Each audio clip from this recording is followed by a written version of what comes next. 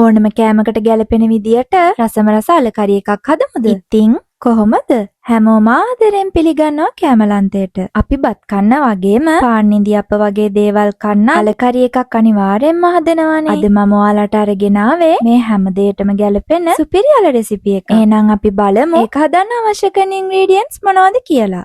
අල, පොල් කිරි, ලූණු, සුදු ලූණු, උළුහාල්, ගම්මිරිස්, කුරුඳු, අමු මිරිස්, කහ, අබ, තුනපහ, ලුණු, කරපිංචා, පොල් තෙල්, ඒ වගේම වතුරත් අවශ්‍ය වෙනවා. මුලින්ම අපි අලකරි එක හදාගන්න භාජනය අරගෙන කපාගත්තු අල ටික එකතු කරගමු. මම අල ග්‍රෑම් 250ක් හොඳින් සෝදලා සුද්ධ කරගෙන මේ ප්‍රමාණයේ කෑලි වලට කපාගත්තා. දැන් මම ඒකට හීනියට කපාගත්තු සුදු ලූණු ගෙඩි 3ක්, පොඩියට කපාගත්තු බී ලූණු කෑල්ලක්, කරපිංචා කොළ කීපයක්, සාමාන්‍ය ප්‍රමාණයේ අමු මිරිස් කරල් 3ක්, උළුහාල් මේස හැන්දා, පොඩි කුරුඳු කෑල්ලක්, 3/5 මේස හැඳි භාගයක්, කහ කුඩු මේස හැඳි කාලා, ලුණු මේස හැඳි භාගයක්, ඒ වගේම අල කෑලි භාගයට වැහෙන ප්‍රමාණයට වතුර ටිකකුත් එකතු කර ගන්නවා. ඊළඟට මම එකතු කරගත්තු සේරම දේවල් හොඳින් මික්ස් වෙනකන් විනාඩියක් වගේ හැන්දකින් හොඳින් කලවම් කර ගන්නවා. ඔන්න දැන් මම අලකරි එක හදා ගන්නයි ලෑස්ති වෙන්නේ. ලිපේ ගින්දර සාමාන්‍ය ප්‍රමාණයේ තියාගෙන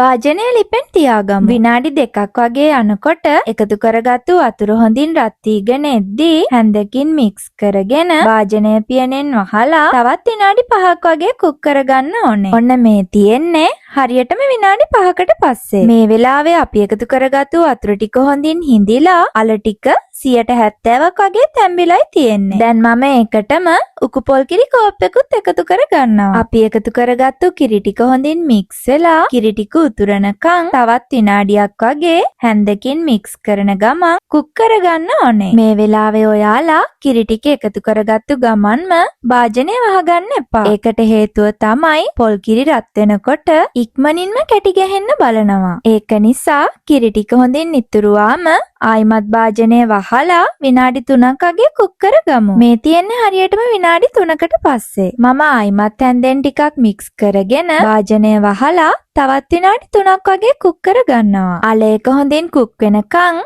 අපි ඒකට අවශ්‍ය කරන තෙම්පරාදුව හදාගමු. මුලින්ම මම පෑන් එකක් ලිපෙන් තියාගෙන පොල් තෙල් මේස හැඳි 3ක් වගේ එකතු කර ගන්නවා. තෙල් ටික රත් වීගෙන එනකොට අබ මේස හැඳකුත් මම එකතු කරනවා. ඒ වගේම තලාගත්තු පොඩි සුදු ලූණු ගෙඩි 2යි, හීනියට කපාගත්තු පොඩි ලූණු කෑල්ලකුයි, කරපිංචා කොළ කීපෙකුයි එකතු කරගෙන හොඳින් මික්ස් කර ගන්නවා. මේ සේරම හොඳින් බැදිලා රන්වන් පාටක් වගේම හොඳ සුවඳක් එනකන් විනාඩි 3ක් වගේ මික්ස් කරන ගමන් තෙම්පරාදු කරගමු. මේ වෙලාවේ එන සුවඳටම බඩ පිරෙනවා. ඒ තරම්ම මේක සුවඳයි. මේ තෙම්පරාදුවෙන් තමයි අපේ අලකරි එක ගොඩක් රස වෙන්නේ. මේ ගානට හොඳින් බැදුනාම මම පෑන් එක ලිපෙන් ඉවත් කර ගන්නවා. විනාඩි 3කට පස්සේ මම අලකරි එකේ පියන ඇරලා හදාගත්තු තෙම්පරාදුව එකතු කර ගන්නවා. මේ වෙලාවේ අල ටික ගානට තැම්බිලයි තියෙන්නේ.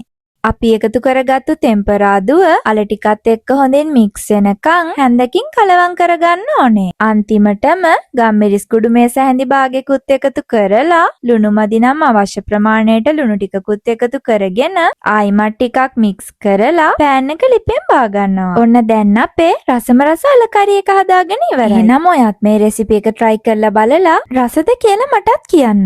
ආයිමත් කෑම කතාවක් අරගෙන එන්න. channel එක subscribe කරලා තියාගන්න. ආදරේ.